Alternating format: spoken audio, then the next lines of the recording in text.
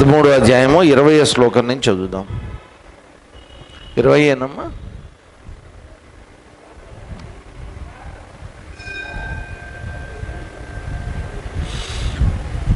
ప్రకృతిం పురుషం చైవ విద్యనాదీవుభావపి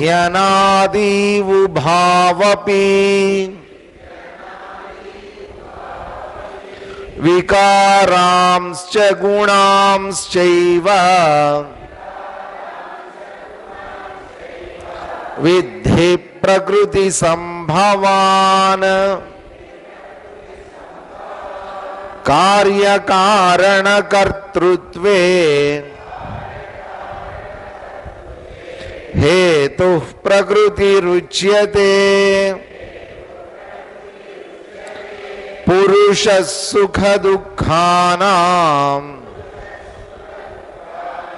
భోక్తృత్వే హేతురుచ్యతే. పురుషః ప్రకృతిస్థో హి భుంక్తే ప్రకృతిజాన్ గుణాన్ కారణం గుణసంగోస్య సదసద్యోని జన్మసు ఉపద్రష్టానుమంతా చ భర్తా భోక్తా మహేశ్వరః పరమాత్మేతి చాప్యుక్తః దేహేస్మిన్ పురుషః పరః య ఏవం వేత్తి పురుషం ప్రకృతిం చ గుణైః సహ సర్వదా వర్తమానోపి న స భూయోభిజాయతే. ధ్యానేనాత్మని పశ్యంతి కేచిదాత్మానమాత్మనా అన్యే సాంఖ్యేన యోగేన కర్మయోగేన చాపరే.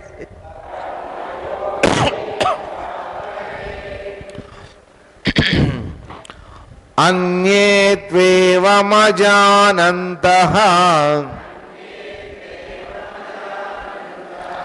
శ్రుత్వానేభ్య ఉపాసతే తేపి చాతితరంత్యేవ మృత్యుం శృతిపరాయణాః.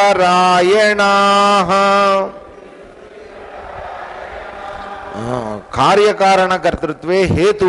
హేతు అంటే కారణం, అంటే దానికి ఏదైతే ఆలంబనంగా ఉందో ఆ కారణం. కార్యము కారణము దాని యొక్క కర్తృత్వం. కార్యకారణాలు అనేటువంటివి మనం చూసాం. ఎప్పుడైనా సరే కార్యం అనేటువంటిది ఉందంటే కారణం దానికి ఆధారంగా ఉండి తీరాలి. ఈ కార్యకారణాలు చేయటంలో ఉపయోగపడేటటువంటి దాని కారణమైనటువంటిది, కారణభూతమైనటువంటిది ఏదైతే ఉందో దాన్ని ఏమని చెప్పారు? ప్రకృతి అని చెప్పారు. మరి పురుషుడు ఏం చేస్తూ ఉంటాడట? ఈ ప్రకృతి నుంచి వచ్చేటటువంటి సుఖదుఖాలు ఏవైతే ఉన్నాయో వాటిని భోక్తగా ఉంటాడు. భోక్తృత్వే హేతురుచ్యతే. ఆ విషయం చెప్పారు. తర్వాత ఏమన్నారు? పురుషః ప్రకృతిస్థోహి. ఈ పురుషుడు ఏం చేస్తూ ఉన్నాడట?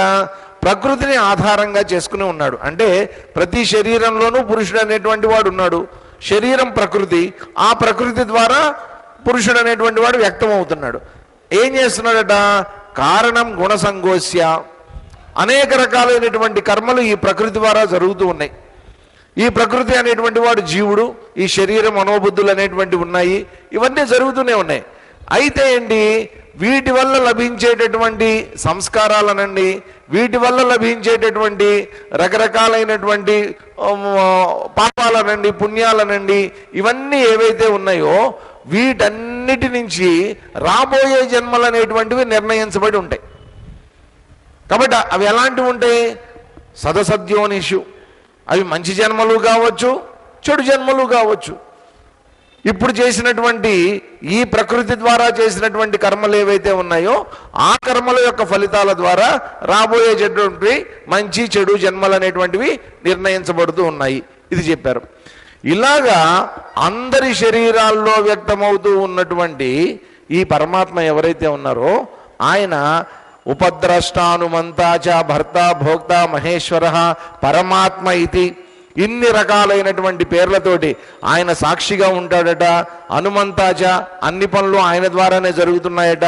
భర్త అయినేటటువంటి, అన్నిటినీ భరించేటటువంటి వాడు ఆయనేనట. భోక్త, అన్నిటినీ భుజించేటటువంటి వాడు ఆయనేనట. మహేశ్వర పరమాత్మ ఇది, ఇన్ని రకాలైనటువంటి పేర్లతోటి పిలువబడుతున్నాడు. ఒక్కొక్కరికి ఒక్కొక్క రకమైనటువంటి అనుభవం కలుగుతోంది. ఆ అనుభవం ద్వారా వాళ్ళని పిలుస్తున్నారు. అక్కడ దేహేస్మిన్ పురుష పరః, ఈ దేహంలో ఉండేటటువంటి పరపురుషుడు కూడా ఆయనే. య ఏవం వేత్తి పురుషం ప్రకృతించ గుణై సహా, ఈ విధంగా ఎవరైతే ప్రకృతిని గుణాలతో కూడుకుని ఉన్నటువంటి ఈ పురుషుణ్ణి ఎవరైతే తెలుసుకుంటారో సర్వదా వర్తమానహాపి, అతను యొక్క ఏ విధమైనటువంటి చరితం అంటే అతని యొక్క ప్రవర్తన ఏ విధంగా ఉన్నప్పటికీ కూడా అతనికి కలగాల్సినటువంటి పరిపూర్ణమైనటువంటి జ్ఞానం కలిగింది కాబట్టి అతను ఏమవుతాడట చివరికి? నసభూయోబిజ వర్తమానహాపి నసభూయోబిజ అయితే అతను మళ్ళా పుట్టుగా అనేటువంటిది లేకుండా ఉండిపోతాడట. అంటే మోక్షం అనేటువంటిది పొందుతాడు. మరి అటువంటి నా లోపలే ఉన్నటువంటి ఆ పరమాత్మని నేను ఎక్కడ చూడగలగాలి అంటే ధ్యానేనాత్మని. లోపల పరమాత్మ ఉన్నాడు, ఆ పరమాత్మ దర్శనం నాకు కలగాలి. కలిగినప్పుడు మాత్రమే నాకు దీంట్లోంచి బయటపడేటటువంటి అవకాశం ఉంది. ఈ జన్మ మృత్యు ఈ చక్రంలోంచి బయటపడేటటువంటి అవకాశం ఉంది. మరి ఆ పరమాత్మని నేను ఎక్కడ చూడాలి? ధ్యానేన ఆత్మని, నా లోపలే, నా చేతే, నా ఆత్మ లోపల నా ఆత్మని నేనే చూడాలి. ఇది ఎక్కడ సాధ్యమవుతుంది? బయట ప్రపంచంలో సాధ్యం కాదు.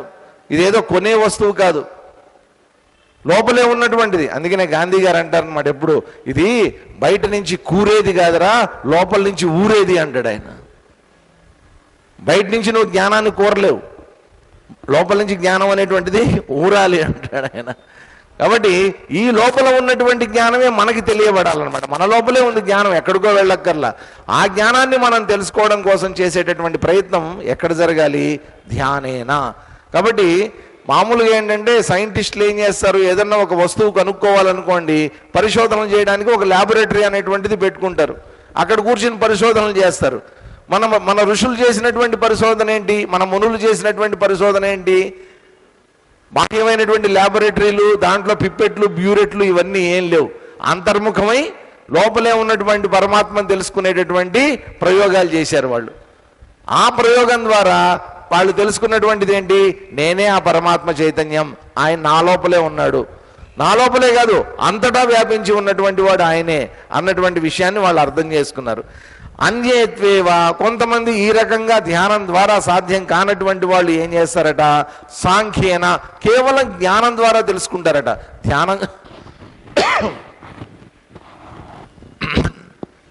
ధ్యానం అనేటువంటిది అందరికీ సాధ్యం కాదు కాబట్టి జ్ఞాన మార్గాన్ని అవలంబించేటటువంటి వాళ్ళు ఉంటారు. జ్ఞానం తెలుసుకునే జ్ఞానం కూడా సాధ్యం కాలేదనుకోండి, కర్మయోగం ద్వారా భగవదర్పితమైనటువంటి కర్మలు చేసి ఆ రకంగా మోక్షం పొందినటువంటి వాళ్ళు ఉన్నారు. ఇంకొంతమంది ఎలా ఉన్నారట? శృత్వా, వాళ్ళు వాళ్ళ జ్ఞానం కలగలేదు, కానీ విన్నటువంటిది ఏదైతే ఉందో, శృతులు ఏవైతే ఉన్నాయో, ఏ శృతుల్ని వాళ్ళు విన్నారో ఆ విన్నటువంటి దాన్ని ఉపాసన చేసి వాళ్ళు కూడా తేపిచ అతితరంత్యేవ, వాళ్ళు కూడా తరించారట. దేని నుంచి తరించారు? మృత్యుం, ఈ మృత్యు అనేటువంటిది. శృతిపరాయణాః, ఈ శృతులను ఉపాసించినటువంటి వాళ్ళు ఈ మృత్యువు నుంచి తరించినటువంటి వాళ్ళట. అలా కూడా ప్రయత్నాలు చేశారు, చాలామంది మోక్షాన్ని పొందారు. తర్వాత చెప్తున్నారు చూడండి, 27వ శ్లోకం చదువుదాం. యావత్ సంజాయతే కించిత్ సత్వం స్థావర జంగమం క్షేత్ర క్షేత్రజ్ఞ సంయోగాత్ తద్విద్ధి భరతర్షభా యావత్ సంజాయతే కించిత్ సత్వం స్థావర జంగమం క్షేత్ర క్షేత్రజ్ఞ సంయోగాత్ తద్విద్ధి భరతర్షభా.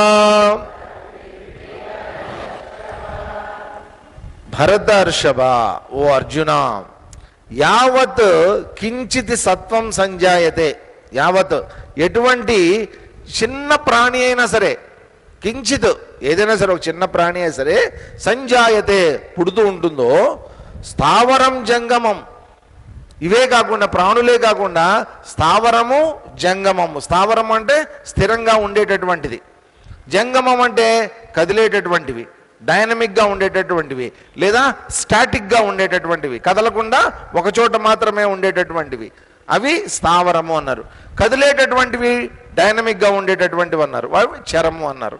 కాబట్టి కదిలేటటువంటివి ఉంటాయి, కదలనటువంటివి ఉంటాయి, పుడుతున్నటువంటి ప్రాణులు ఉంటాయి. వీటన్నిటి ఇవన్నీ ఎలా వస్తున్నాయట? తత్ స్థావరం జంగమం తత్ క్షేత్ర క్షేత్రజ్ఞ సంయోగాత్ విద్ధి. అవన్నీ ఎలా తెలియబడుతున్నాయట? క్షేత్రము క్షేత్రజ్ఞుడు వీళ్ళ యొక్క సంయోగం వల్ల తెలియబడుతున్నాయి అన్నారు. క్షేత్రము క్షేత్రజ్ఞుడు, క్షేత్రం అనేటువంటిది జడము, క్షేత్రజ్ఞుడు చైతన్యము, వీళ్ళిద్దరు సంయోగం వల్ల తెలియబడుతోంది అని అన్నారు. ఇప్పుడు చూడండి, నా శరీరం ఇంతకుముందు క్షేత్రము అన్నారు, ఈ శరీరాన్ని తెలుసుకునేటటువంటి వాడు క్షేత్రజ్ఞుడు అన్నారు. అందరి శరీరాల్లో ఉన్నటువంటిది ఒకటే క్షేత్రజ్ఞుడు అనేటువంటి విషయాన్ని చెప్పారు. కాబట్టి నా శరీరాన్ని తెలుసుకోవడం చాలా ఈజీ, ఎందుకనంటే నేను నా లోపలే ఉంటున్నాను కాబట్టి నాకు తెలుస్తోంది.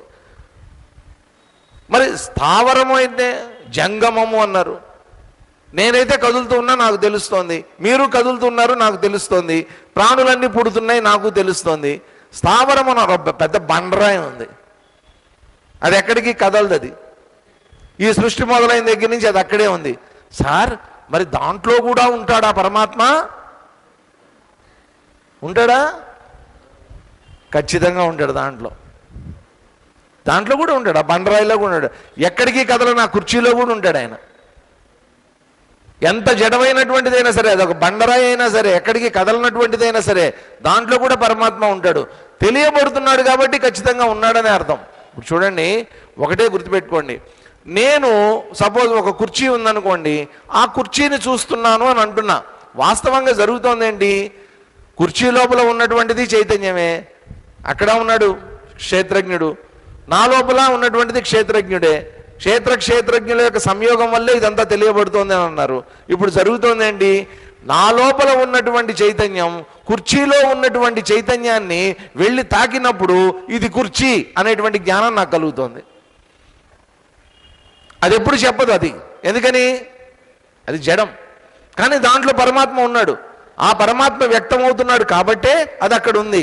నేను దాన్ని చూస్తున్నా, నా లోపల చైతన్యం ఉంది, నా చైతన్యము ఆ చైతన్యము సంయోగాత్, ఈ రెండిటి యొక్క కలయిక వల్ల ప్రపంచం అనేది నాకు తెలుస్తోంది, జ్ఞానం అనేటువంటిది నాకు కలుగుతోంది. కాబట్టి ఈ ప్రపంచాన్ని అంతటినీ నేను చూస్తున్నాను అంటే ఎవరి ద్వారా చూడగలుగుతున్నాను? నా లోపల పరమాత్మ చైతన్యం ఉండబట్టి ఆయన ద్వారా నేను చూడగలుగుతున్నా. ఎవరిని చూస్తున్నా? చైతన్యాన్నే చూస్తున్నా. కాకపోతే ఏం పేరు పెట్టారు? అక్కడ ఉన్నటువంటిదేమో జడము అన్నారు, ఇక్కడ ఉన్నటువంటిదేమో ప్రకృతి అన్నారు, ఇక్కడ ఉన్నటువంటి చూసేటటువంటి వాడేమో క్షేత్రజ్ఞుడు అన్నారు, ఇదంతా క్షేత్రము అన్నారు. చూడబడేటటువంటిది క్షేత్రము, చూసేటటువంటి వాడు క్షేత్రజ్ఞుడు. ఈ రెండిటి కలయిక వల్లే ఇంత పెద్ద బ్రహ్మాండాన్ని నేను చూడగలుగుతున్నా, ఇంత పెద్ద విశ్వాన్ని చూడగలుగుతున్నా, ఇంతమంది వ్యక్తుల్ని నేను చూడగలుగుతున్నా. ఇదంతా ఏంటి? క్షేత్రం క్షేత్రజ్ఞ సంయోగం. కాబట్టి ఈ రెండిటి యొక్క కలయిక అండి. ఈ రెండిటి యొక్క కలయిక ఎక్కడ జరుగుతోంది? నేను జాగ్రత్త అవస్థలో ఉన్నంతసేపు, కళ్ళు తెరుచుకుని ఈ ప్రపంచంలో తిరుగుతున్నంతసేపు నేను చూస్తోంది ఏంటి? విచిత్రం ఏంటంటే, ఇంత పెద్ద సంయోగం, క్షేత్ర క్షేత్రజ్ఞ సంయోగం జరుగుతూ ఉంటే ఇంత పెద్ద చైతన్యం యొక్క వ్యక్తీకరణ జరుగుతూ ఉంటే, ఆ చైతన్యాన్ని నా చైతన్యం ద్వారా నేను చూస్తూ ఉంటే ఎక్కడా మనకి భగవత్ స్ఫురణ అనేటువంటిది కలగట్లేదు. చూడండి, ఎంతసేపు ఏం చూస్తాం? వ్యక్తుల్ని చూస్తున్నాం, వాళ్ళు ధరించేటటువంటి బట్టల్ని చూస్తున్నాం, వాళ్ళకు ఉండేటటువంటి పదవుల్ని చూస్తున్నాం, వాళ్ళకు ఉండేటటువంటి ధనాన్ని, సంపదల్ని చూస్తున్నాం. ఇవి చూస్తున్నామే తప్ప పైపైన ఉండేటటువంటి మెరుగులు, పైపైన ఉండేటటువంటి ఆకారాలు, పైపైన ఉండేటటువంటి ఉపాధుల్ని చూస్తున్నాం తప్ప వాళ్ళల్లో ఉన్నటువంటి చైతన్యాన్ని మనం ఎప్పుడన్నా చూడగలిగామా? ఆ రెండిటి యొక్క సంయోగం వల్ల నాకు తెలియబడుతోందని అన్నప్పుడు, అందుకనే మనకేం పెట్టారండి? ఎవరికైనా ఏం చేస్తాం మనం? ఎవరైనా కొత్త వాళ్ళు కనిపించారనుకోండి, మన హిందూ సాంప్రదాయంలో మనం ఏం చేస్తాం? నమస్కారం అండి అంటాం. దేనికి నమస్కారం పెడుతున్నావయ్యా? భగవంతుడికి నమస్కారం పెడుతున్నాం. అవతల వాళ్ళల్లో ఉండేటటువంటి పురుషుడు ఎవరైతే ఉన్నారో, అవతల వాళ్ళల్లో ఉన్నటువంటి క్షేత్రజ్ఞుడు ఎవరైతే ఉన్నారో, ఆ క్షేత్రజ్ఞుడికి ఈ క్షేత్రజ్ఞుడు నమస్కారం చేస్తున్నాడు. వీళ్ళిద్దరి కలయిక వల్ల క్షేత్రం అనేటువంటి తెలియబడుతోంది. కాబట్టి అందరికీ నమస్కారమే, ఎవడు కనిపించినా నమస్కారమే. షేక్ హ్యాండ్లు ఇచ్చుకోవడాలు లేవు. మనం పెట్టుకున్నాం ఈ కొత్త కొత్త సిస్టమ్స్ అన్నీ. ఈ మధ్య యంగ్స్టర్స్ అందరూ కొత్తగా అనమాట ఇట్లా అంటారు, లేదా హైఫై ఇట్లా అంటుంటారు. పిచ్చి పిచ్చివన్నీ కనిపెట్టారు. మన దాంట్లో ఇవన్నీ ఏం లేవండి. నమస్కారం ఎందుకని? నా లోపల ఉన్న క్షేత్రజ్ఞుడు, నీ లోపల ఉన్న క్షేత్రజ్ఞుడు ఇద్దరు ఒకటి. క్షేత్రజ్ఞుని నువ్వు చూడలేకపోయావా, క్షేత్రంగా మిగిలిపోతావు ఎప్పటికీ. అవతల వాళ్ళు ఉండే క్షేత్రమే, నీ లోపల ఉన్నది క్షేత్రమే, ఇదే మిగిలిపోతుంది చివరికి. అందుకోసమని ఈ క్షేత్రజ్ఞ సంయోగం అనేటువంటిది ఎలా నడుస్తోంది అనేటువంటిది బాగా గమనించుకోవాలి. గమనించినప్పుడు ఏం జరుగుతుందంటే, సమం సర్వేషు భూతేషు తిష్టంతం పరమేశ్వరం వినశ్యత్స్వ వినశ్యంతం. తాకి సావొత్తు వావొత్తు రెండు ఉన్నాయి చూడండి. వినశ్యత్స్వ వినశ్యంతం యః పశ్యతి స పశ్యతి సమం సర్వేషు భూతేషు తిష్టంతం పరమేశ్వరం వినశ్యత్స్వ వినశ్యంతం యః పశ్యతి స పశ్యతి. సర్వేషు భూతేషు సమం తిష్టంతం. అన్ని ప్రాణులలో, సర్వేషు భూతేషు, అన్ని ప్రాణులలో సమం తిష్టంతం. ఈ సమం అనే పదం అండి కనీసం భగవద్గీతలో ఒక 50 సార్లు వస్తుంది. సమం సమం సమం సమం. ద్వంద్వాలని సమంగా చూడు, శీతోష్ణాలు సమంగా చూడు, ఇవన్నీ మనకి ప్రతిసారి సమం అని వస్తుంది. ఇక్కడ కూడా ఈ పరమాత్మ చైతన్యం అందరిలో ఎలా ఉంది?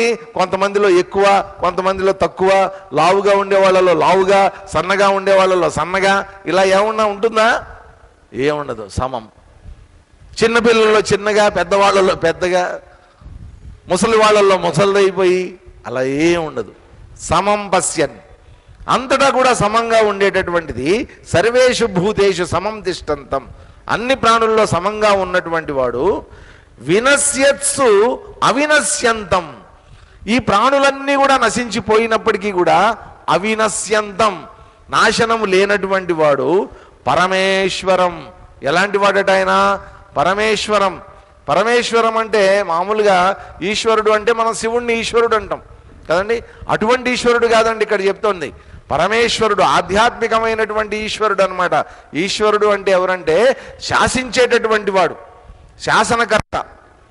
కాబట్టి అన్ని ప్రాణుల్లో ఉండేటటువంటి వాడు ఆయనే, అన్ని ప్రాణులని శాసించేటటువంటి వాడు ఆయనే, అందరినీ నడిపించేటటువంటి వాడు ఆయనే. అన్నీ నాశనం అయిపోయినా కానీ నాశనం కాకుండా ఉండేటటువంటి వాడు కూడా ఆయనే. మరి నాశనం అయిపోయేటటువంటిది ఏంటి? పైన ఉండేటటువంటి ప్రకృతి ఏదైతే ఉందో అది నాశనం అయిపోవచ్చు, పురుషుడికి నాశనం లేదు. క్షేత్రానికి నాశనం ఉంటే ఉండొచ్చు, క్షేత్రజ్ఞుడికి నాశనం అనేటువంటిది లేదు. కాబట్టి ఆ క్షేత్రజ్ఞుడు ఎవరైతే ఉన్నారో యహ పశ్యతి సహ పశ్యతి, ఆ పురుషుడిని ఎవరైతే చూసినటువంటి వాడు ఉన్నాడో వాడు నిజంగా చూసినటువంటి వాడు. చూడటం అంటే ఏంటండి? మామూలుగా ఏంటంటే చాలామంది చెప్తూ ఉంటారు, ధ్యానం చేసేటటువంటి వాళ్ళు లేకపోతే కొంత భక్తిలో బాగా ఎక్కువగా వాళ్ళ మనసు లగ్నం చేసుకున్నటువంటి వాళ్ళు భక్తి పారవస్యంలో, స్వామీజీ నేను అలా కూర్చుంటేనండి నాకు అలా ఏంటో ఒక తెల్లటి కాంతి కనిపించిందండి, తెల్లటి కాంతి కనిపించింది. కనిపించిందా? కనిపించిందండి, తెల్లటి కాంతి కనిపించింది. అయితే అది పరమాత్మ కాదు, గుర్తుపెట్టుకోండి. నాకు ఇలా ధ్యానంలో కూర్చుంటానండి ఒక ఆవు కనిపించిందండి, ఆవు కనిపించిందా? అయితే అది పరమాత్మ కాదు. నీకు ఏదైనా కనిపించింది అంటే అది పరమాత్మ కాదు. ఎందుకని? కనిపించేది ఒకటి ఉంది అంటే చూసేటటువంటి వాడు కూడా ఉండాలి కదా. చూసేటటువంటి వాడు నువ్వు అయినప్పుడు కనిపించేటటువంటిది అక్కడ ఒకటి ఉంది అంటే అది మరి ఎవరు? ఆ చూసేటటువంటి వాడిని చూసేటటువంటి వాడు ఎవరైతే ఉన్నారో వాడు నిజంగా చూసినటువంటి వాడు, సహపశ్యతి. కాబట్టి సాక్షిగా ఉండేటటువంటి వాడు, నా లోపల సాక్షిగా ఉండి అంతటినీ చూసేటటువంటి వాడు, అన్నిటినీ చూసేటటువంటి వాడు, క్షేత్రం మొత్తాన్ని కూడా దర్శించేటటువంటి వాడు, ఆ సాక్షిని అని నేను ఎవరైతే తెలుసుకోగలుగుతారో యహ్ పశ్యతి స పశ్యతి, వాడు నిజంగా చూసినటువంటి వాడు. ఇక్కడ చూడటం అంటే ఏం లేదండి, అనుభవం. చూడటం అంటే ఏదో కంటితో చూసినట్టు చెవితో విన్నట్టు కాదు, ఒక అనుభవం అన్నమాట. పరమాత్మ యొక్క అనుభవం ఎవరికి కలిగింది అంటే ఆ పరమాత్మ చైతన్యాన్ని అంతటా ఉంది అన్న సంగతిని గుర్తించినటువంటి వాడు, అటువంటి వాడికి పరమాత్మ అనుభవం కలిగింది తప్ప ఏదైనా నేను చూశాను అంటే చూసినంత మాత్రం చేత నీకేదో పరమాత్మ దర్శనం అయిందనేటువంటిది అవాస్తవము. కాబట్టి అనుభవపూర్వకంగా నా లోపల ఉన్నటువంటి చైతన్యాన్ని, ఈ లోపల ఉన్నటువంటి స్వభావాన్ని, స్వరూపాన్ని నేను తెలుసుకోగలగాలి. అప్పుడు ఏం జరుగుతుంది? నాకు ఇప్పటిదాకా ఉన్నటువంటి వ్యామోహం, దేని పట్ల నాకు వ్యామోహం ఉంది? ప్రపంచం పట్ల నాకు వ్యామోహం ఉంది. ఇదంతా నిజమో అని అనుకుంటున్నా, ఇదంతా వాస్తవమో అని అనుకుంటున్నా. కానీ ఇదంతా దేంతో తయారైంది? ఇదంతా జడ ప్రకృతితోటి తయారైంది. ఇదంతా ఈ ప్రకృతికి ఆధారమైనటువంటి చైతన్యం అప్పుడు గోచరం అవుతుంది. చూడండి, ఇప్పుడు చిన్నపిల్లల దృష్టి ఎట్లా ఉంటుంది, పెద్దవాళ్ళ దృష్టి ఎట్లా ఉంటుంది? ఈ ప్రపంచంలో చిన్నపిల్లల దృష్టి ఎట్లా ఉంటుంది? ఎంతసేపు వాళ్ళకి ఏదైనా ఒక చిన్న వస్తువు ఇచ్చినా సరే వాళ్ళు చాలా పెద్దగా ఫీల్ అయిపోతారు దాన్ని.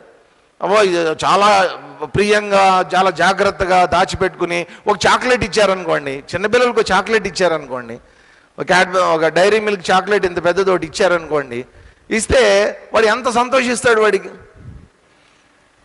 ఇప్పుడు అదే చాక్లెట్ నాకు ఇచ్చారనుకోండి, నేను తింటా, కానీ చాక్లెట్ నాకు పరమార్థం కాదండి. కానీ చిన్నపిల్లవాడికి, ఒక 5 ఏళ్ల పిల్లవాడికి చాక్లెటే పరమార్థం. ఆ చాక్లెట్ దొరికిందా, అబ్బా దొరికింది అనుకుంటాడు, తినేస్తాడు, పూసుకుంటాడు, మూతికి అంతా పూసుకుంటాడు వాడు. నాకు అట్లా ఉండదు కదా.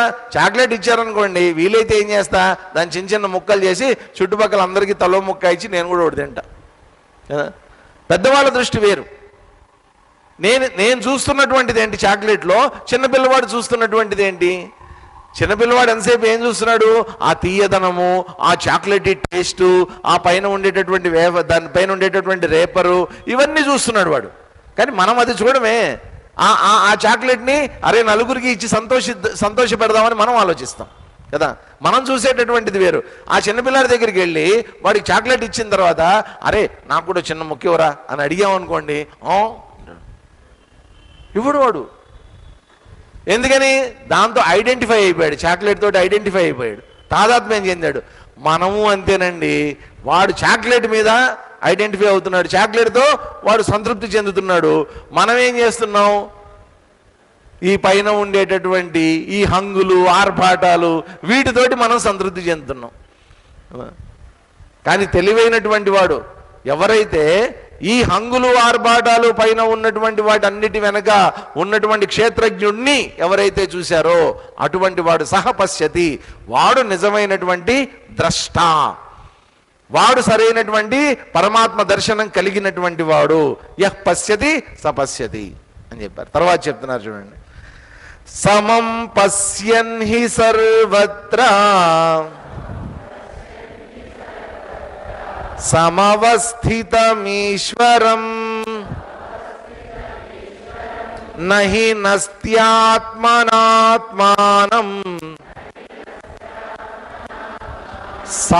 సాకి దీర్ఘము, దానికి తావత్తు యావత్తు, స్థ్యా. నహి నస్త్యాత్మనాత్మానం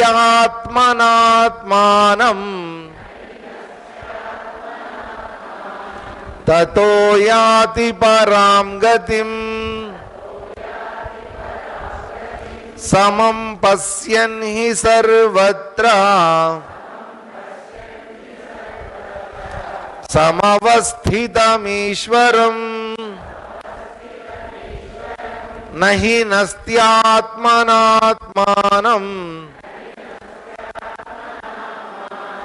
తతో యాతి పరాం గతిం. సర్వత్ర సమవస్థితం ఈశ్వరం సమం పశ్యన్. ఎవరైతే సర్వత్ర సమవస్థితం, అంతటా కూడా సమంగా ఉన్నటువంటి ఈశ్వరం సమం పశ్యన్, ఈశ్వరుణ్ణి చూసినటువంటి వాడు ఆత్మనా ఆత్మానం నహినస్తి. తన ఆత్మని ఏ రోజు కూడా చంపుకోడట, ఆత్మని చంపుకోడట. ఆత్మని చంపుకోవడం ఏంటండి? ఎవడన్నా ఆత్మని చంపుకోగలడా? చూద్దాం దాని గురించి ఏంటో. తతః పరాం గతిం యాతి. అటువంటి వాడు ఏం గతిని పొందుతాడట?